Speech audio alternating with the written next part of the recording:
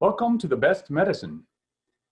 I'm your host, Dr. Bradley H. Werrell, and we're here to explore options and potentials to help us grow as individuals and as a community with one another in these difficult times and challenging times. We're exploring all manner of potentials related to the human experience, physical, psychological, medical, spiritual. It's a wonderful opportunity that we now experience in this critical phase of our human evolution. And I welcome you to join us in our podcast, become more aware, and identify with people who are helpful and supportive of you in your efforts as a human being on this planet and elsewhere too. We're going to be meeting people who are doing things that are widely variant from what is so-called normal within our society. In the creative space, within the social space, our common purpose, seeking to generate positive potentials to improve the lives of everyone in our sphere of influence, and to expand that sphere of influence so that we may positively influence others that are not yet engaged directly with us. That's the goal here. We will learn more about each other as we go. I wish you the very best. Thank you very much for tuning in. Welcome to another episode of The Best Medicine. I'm your host, Bradley Werrell, and I'm fortunate enough to be sitting with Iona Italia, a fabled literature professor that now writes. I don't know what else to say about that, but perhaps you can illuminate us all. Yes, well, I left academia in 2006. I used to teach English literature, 18th century English literature. And I worked as a professional dancer and dance teacher for about 11 years. And after which I began working as a freelance writer, editor, and translator. And my main job is as the copy editor of Areo Magazine, which is a digital magazine of socio-political commentary. And yes, that's who I am.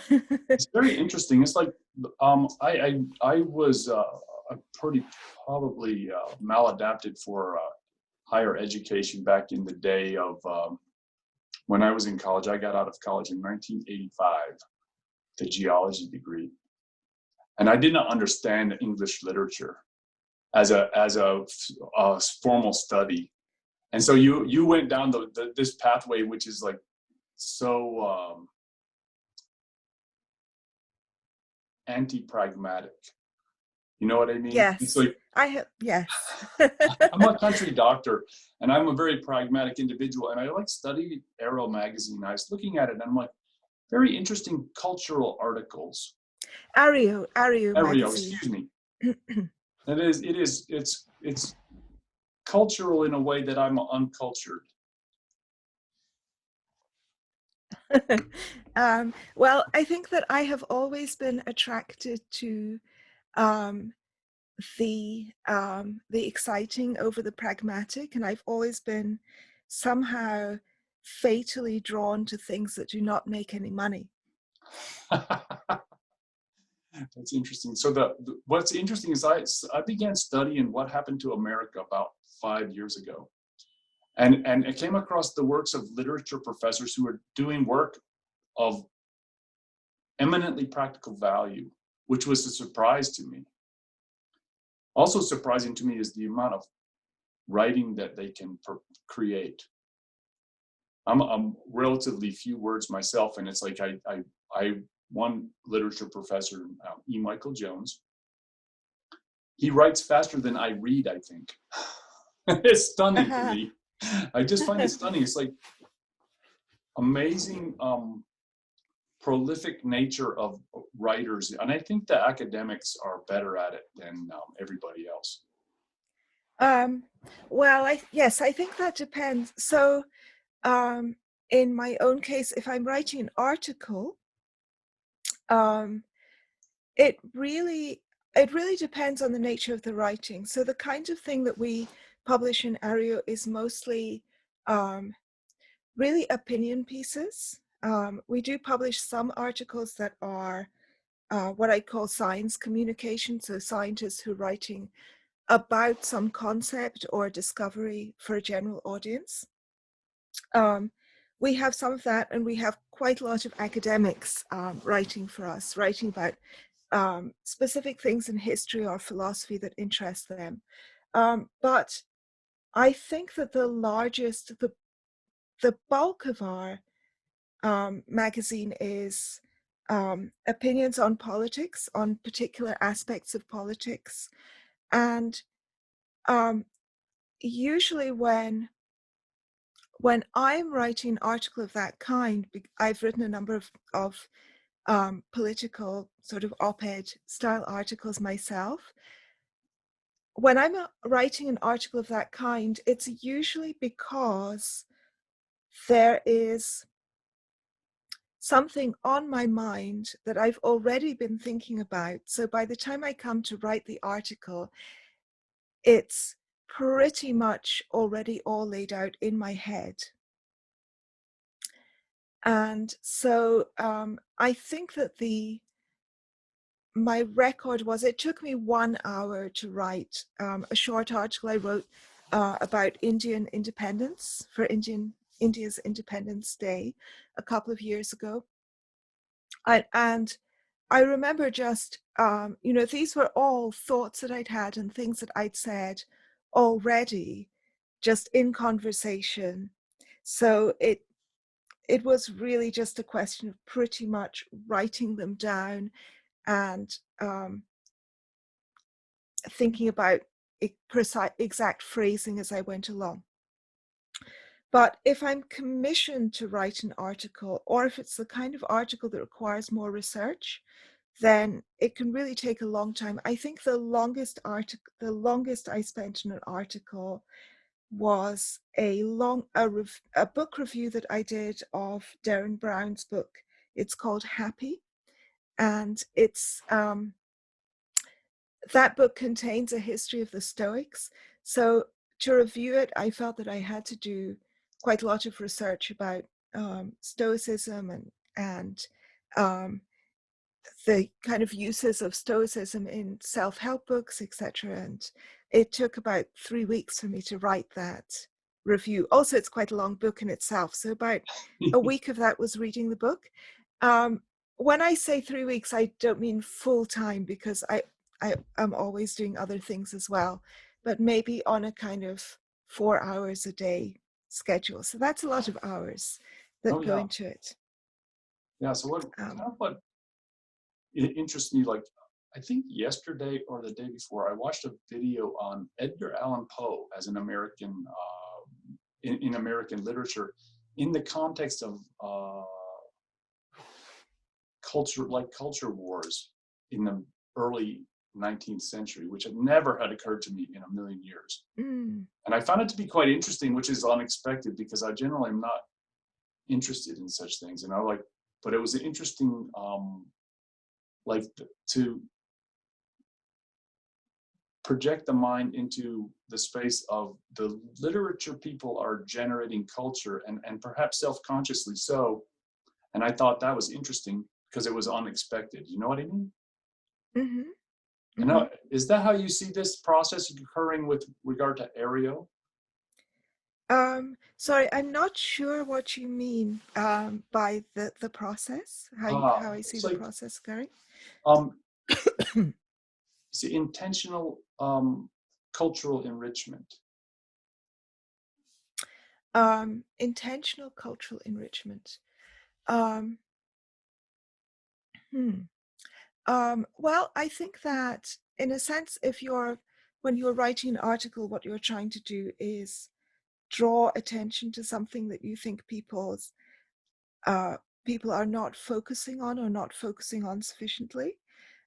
So there are two reasons why you might want to. An article is just look over here, look, and there are. Well, there are a number of reasons why you might want to draw someone's attention to something. And one is that you think it's politically pertinent. But another is that you just think it's an interesting, fun thing that they don't know about, and that therefore knowing about will enrich their lives. So I guess that's the cultural enrichment side. This article on Edgar Allan Poe was specifically related to, it appears to be a conflict between guys like Emerson, who the projection of the speaker was that these were being supported by anti-American actors in England at the expense of American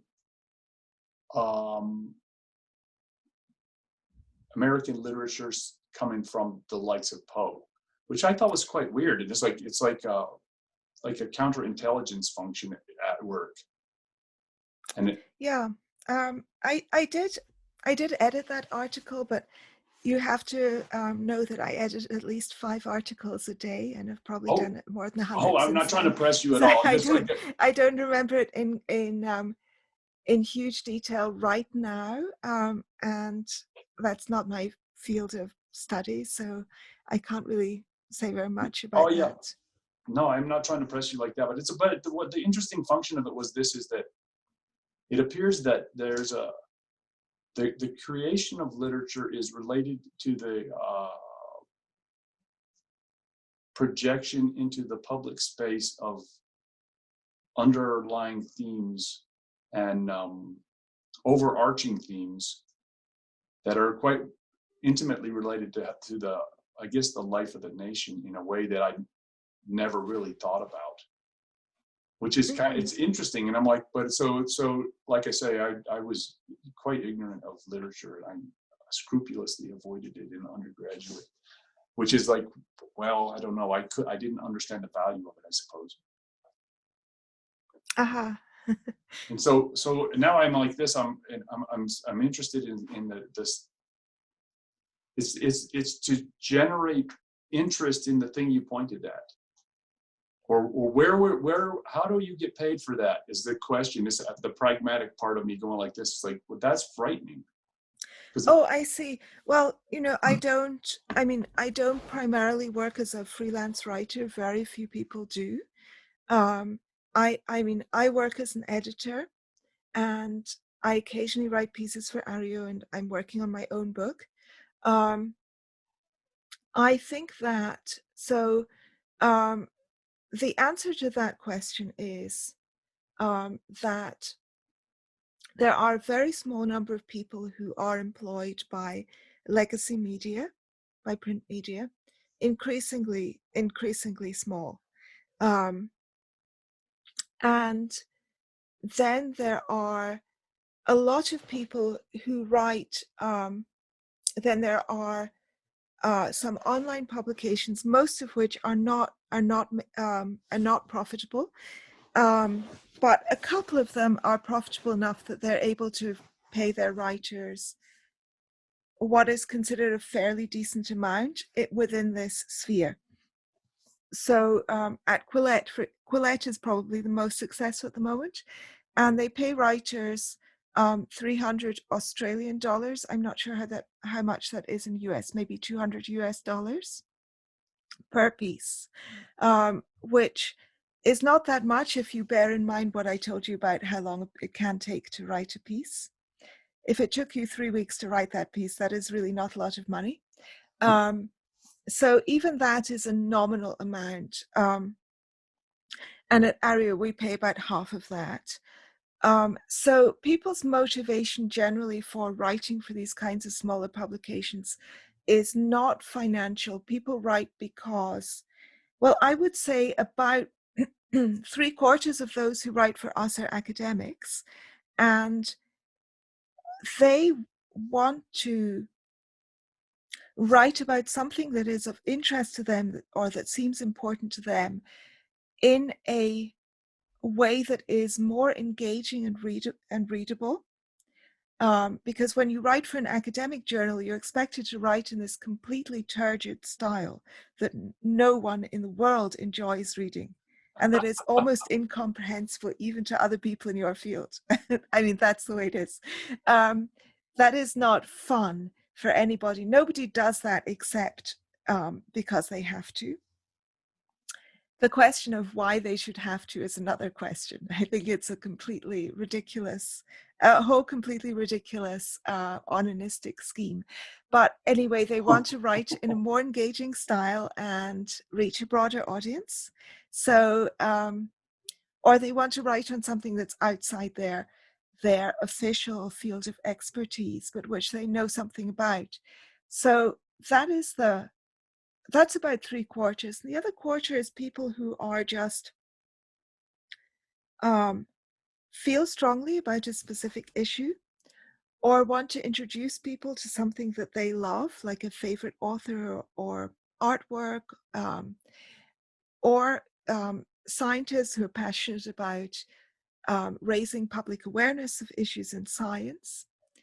And therefore, their motivation is not to get paid. Their motivation is to get their work out there and be read. And then there are a small number of very popular journalists, most of whom have been in the field for decades, who have made enough of a name for themselves that they can live off their Substack. So they have a paid newsletter for subscribers. And in order to live off that, you only need a quite small number of subscribers. You know, if people are paying you $10 a month on a regular basis, you don't need that many subscribers in order to live off that. And there are unfortunate ramifications for that, which is that generally the writing in people's Substacks is better than the writing that's publicly out there in something like the New York Times. The New York Times writing is nothing like as high quality as most of the writing in Substacks. But you will only ever read the writing there if you are subscribed to that specific person's Substack. That's probably a much longer answer to your question than you required. But no, it's okay. It's interesting because it is like how, you know, Sorry, I I'm just write. getting a sweater. I write a Yeah. bit, and it's like, but it's like it's a trick is designing the piece to match the intended audience and the projected outlet. And I have not even come close to putting anything into the public sphere. I don't think it's really necessary to match the piece to the specific audience and outlet. I mean, unless you're some kind of political pundit and what you're trying to get is votes or support for your party or something, I actually feel it doesn't make sense to try to spin a piece in that way. You should just write as clearly and engagingly as possible. Good writing is very rare. I mean, we only publish about 5% of submissions. And even in that case, what you see in the published magazine is often very different from what was submitted to us. So things are quite frequently, are frequently heavily edited, and they're edited for clarity and concision of language. So they're edited to make them read better. The content, it's not to change the content or the tone. So I would say that it's, I don't think it's really necessary to think in terms of specific audiences for specific publications. I think most places are just happy to get good quality writing. Yeah, I was kind of thinking of it in terms of like academic journal versus journal. Yeah. Well, basically, yeah, don't write for an academic journal unless you have to. And I got if that so, one. God help you. So it is interesting because it is like, well, okay. And it is gearing it toward I'm interested in the more general audience, the people at large, and it's like it is fascinating. And I enjoyed. I was looking over the Areo magazine, and I spotted this your articles related to letter writing. I thought that Oh, was yes. intriguing. I like that a lot. Thank you. And it's like as a form that seems to be gone the way of the email, you know, which is Yes. unfortunate. It's unfortunate, I think, but I don't know what to say beyond that. It's like I haven't finished reading these articles, so I don't want to claim to know more than I do. But I think the art form of writing letters is interesting because it's a form of communication that is the electronics have put it on the back burner, I guess. In the it's interesting because it's like there's an impermanence to the digital and electronic means of communication that is lost, and it's like it makes them more flippant or something like that, the communications. Yes, not necessarily flippant. I mean, it could be also formal, but it's just very brief. I mean, it's just functional and Pragmatic. Pragmatic. Not necessarily. I think it's just that each person's thoughts are expressed very briefly. It's an interchange of sentences rather than of longer, more developed pieces of thought. So when people want to think about and write something at more length, well, most people just don't. Or if they're going to, they write an essay or an article or something. But they don't ruminate at length. Ordinary people no longer ruminate at length in some private forum, or very rarely. And I think something is lost in that. Yeah, I think you're right. And it will be interesting to, and I don't know if it could be done, which is what difference has occurred in the last 100 years, you know, the way we write. Like, you know, on the average person, how much actual writing they performed in communication with other, like, family members, or it just seems like it was much more common in the past, but that may be a mistake. No, it definitely was. I mean, partly because it was less easy to bridge distances. And also you didn't have other ways of communicating when you were apart. It's only quite recently that international phone calls have even been affordable. That's something that's happened within the last 20 years.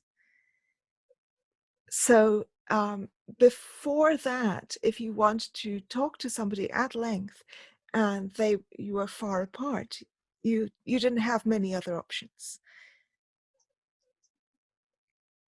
And people will always take the easiest option. I mean, that's the entropy of social life.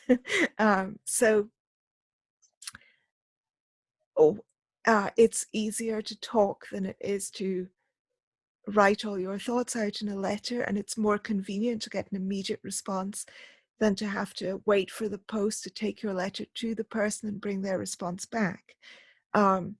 So, of course, that is the way that we did things when we didn't have any other good option for communicating with those who are far apart. Oh, yeah.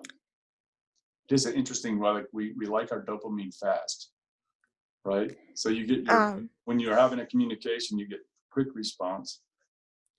Well, we are social apes, you know. We like to interact directly, rather than with time and distance between us. That's right. I mean, at the moment, most of us have, certainly in this country, we've been on lockdown for nearly a year now. So most people haven't seen most of their friends and family for almost a year in person. But of course, people haven't returned to writing letters. They have just Zoomed and Skyped, and we're also talking to each other now over Zoom, rather than you writing me a letter and my replying, and Right. building up a volume of correspondence. Yes. Yes. It's very interesting. So I don't know. There's an author that I work with. He's a psychological professor in James Madison University. Greg Enriquez is his name, and he writes about this form of like consciousness that is occurring now with the development of the digital, as opposed to the analog.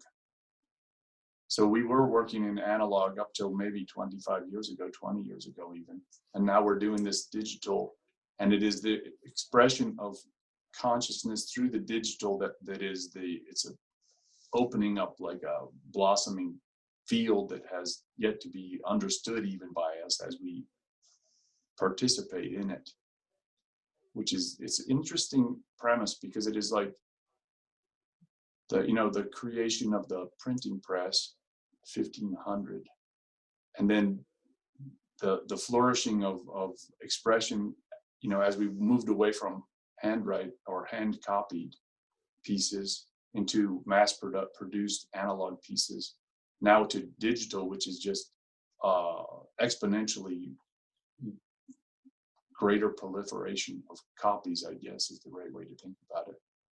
And what does the significance of that in how we interface with one another and understand what we know? It's just fascinating. Mm-hmm.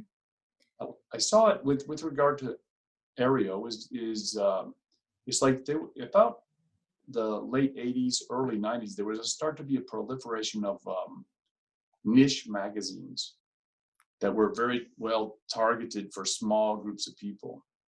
Mm-hmm. And then the digital opened up, and it's like now there's a wide array of people working to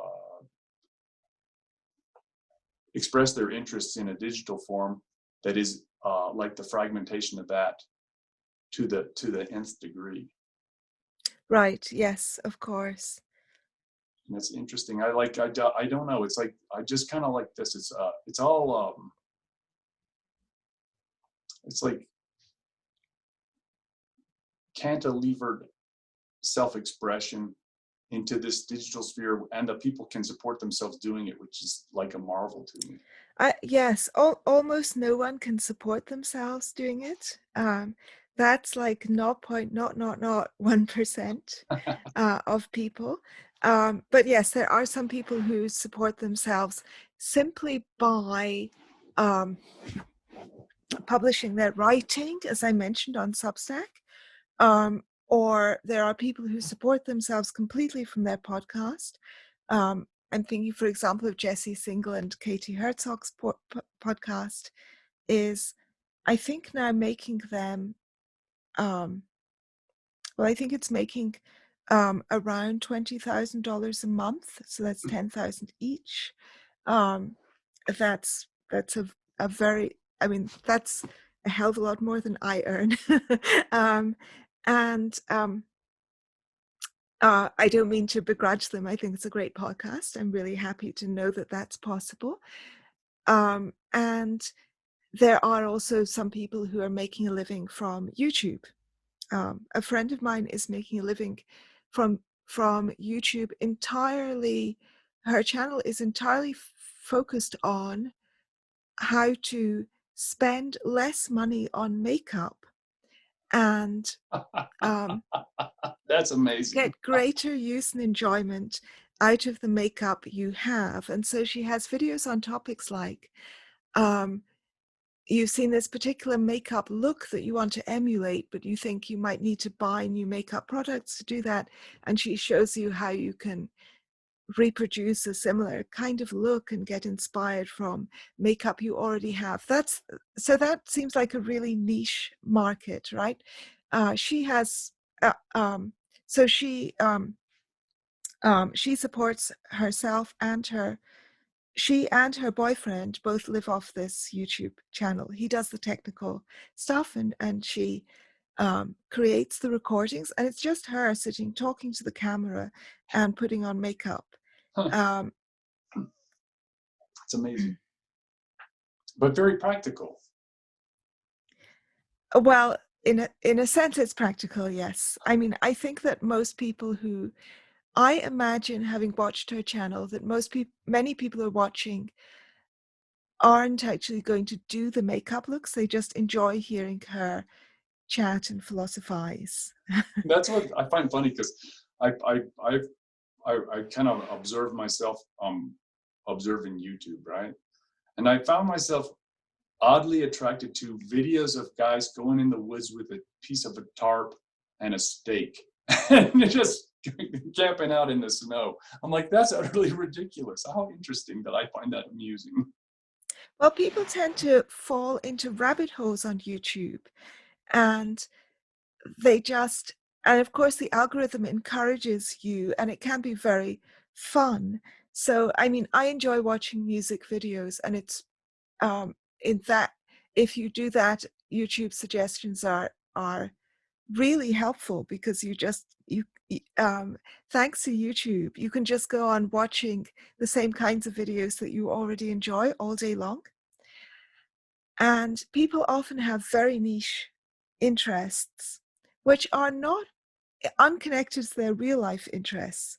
But once you go deeply into, if a topic interests you even a little, and then you start going deeply into it, there's a self-perpetuating motor to interest, because very often the more profoundly you explore something, the more nuance you discover and the more obsessed you become.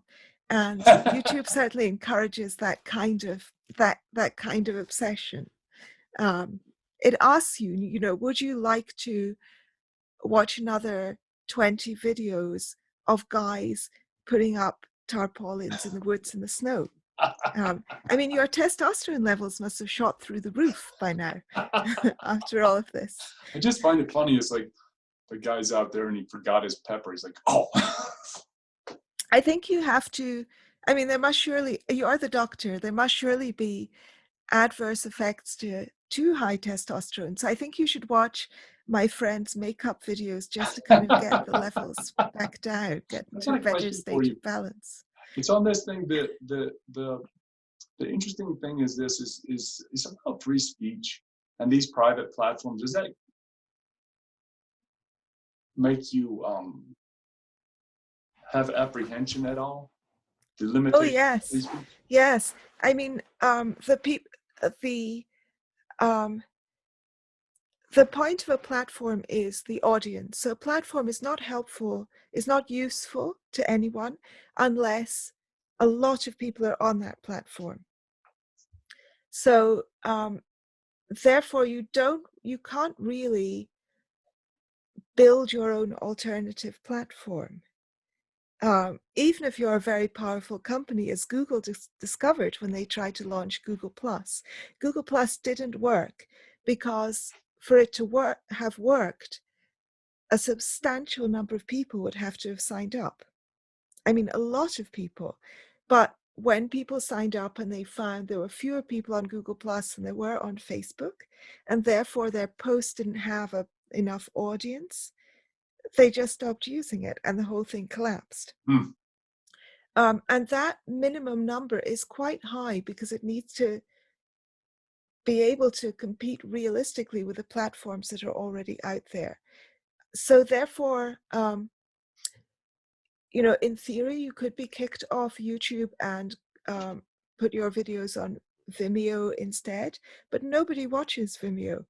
So you would have to be satisfied with showing your video to 12 people. And anyone who really has something that they feel is important to say, or who does anything artistic, wants to share it. The point is the platform is a vehicle for sharing things. And if there's no one there to share it with, it's pointless. Right. So therefore, there really isn't a good alternative to these monopoly platforms, Twitter, Facebook, YouTube, and etc. And it is, and you can very easily, however, get banned from those platforms. And if you are banned, there's no easy appeals process. There's no one you can contact. You don't really have you don't really have any redress. I believe you don't have any legal redress, and the process is completely non-transparent. You won't even know. You can just wake up tomorrow and all your accounts are barred. Um, and and I think that a lot of people are very heavily dependent on those platforms for their income, because really those are the only efficient means of advertising nowadays. Most people aren't watching TV anymore. Well, we watch TV, but we watch it, of course, pre-recorded with the adverts removed. So I haven't seen a TV advert in maybe at least a decade. Neither have I. Exactly. And I also, I mean, I listen to the radio stations also on Spotify. I haven't heard radio advertising in a long time. And I rarely read print media. I mean, I read books, but books don't have adverts. In fact, my Kindle does have adverts, but only for other books. So if you want to share share what you are doing, if you want to advertise your business, then really the main routes now are advertising it on YouTube and on social media. And that's true even for non-intellectual property style businesses, even for your little florist shop. But it's even more true for intellectual businesses, i.e., for writing and things like that. And therefore, if you are debarred from those sites, it makes it very hard to make a living. It makes it very hard to sustain your livelihood. And so we're all a little bit scared, and that causes people to self-censor, of course. But it's also so arbitrary, and often it's based on algorithmic things that are very, very, very crude tools. Like they found a specific word in there, like, I don't know, boobs or something, and then suddenly your account is closed forever. There's no the algorithm cannot detect context. It doesn't know if something is ironic, can't tell if you're quoting someone else. So I think that it's very, and how the algorithm is managed and how all of these things are managed is dependent on the powers that be in Silicon Valley who are running those companies. Therefore, we have really placed public speech and the public dissemination of ideas in the hands of these private companies. And we do not require them to respect any free speech norms at all.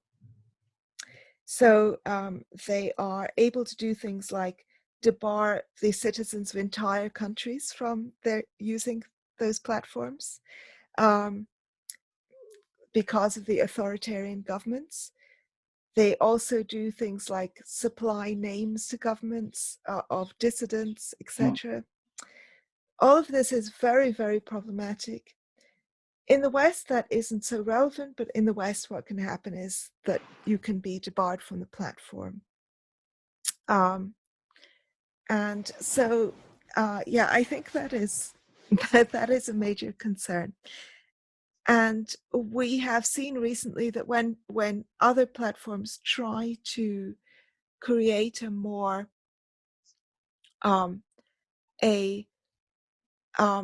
even when Parler, the platform, started, which supposedly created a more welcoming atmosphere for or a freer, a more rigorous adherence to free speech principles. I believe this isn't what they actually did on that platform, but that was supposedly their aim. They were shut down. And I think that the most worrying thing is that the platforms have now begun acting in concert. So certain people have found themselves banned from a whole panoply of platforms. And at the moment, those are mostly very unpopular people. So we don't care because we don't like those people anyway. But of course, I find the precedent very worrying. So the person who I know had this happen to her was the right-wing pundit Laura Loomer, who I don't think was in any way a positive influence on public life in the marketplace of ideas. But I'm concerned that it happened to a person rather than that it happened specifically to her. And she was debarred from Twitter. And then there was a kind of joint effort, and she was debarred from Facebook, YouTube, PayPal, Patreon, and then she was also banned from using Uber and Lyft. Oh.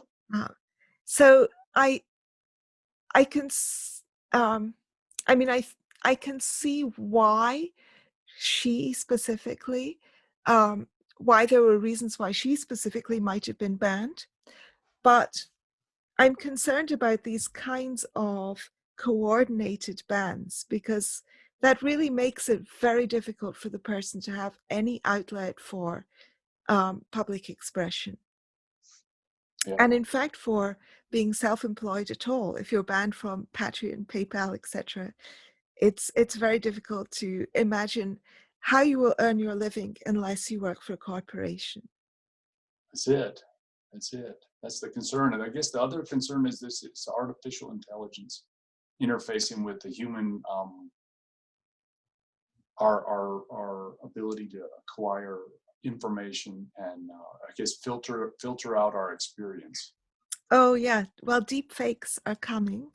So I'm always actually astonished by how it seems to be very, very deep-seated within us as humans to believe people as a default. And when we're told, this is true, I promise you, trust me, those words seem to have a quasi-magical effect. And I noticed this, I think that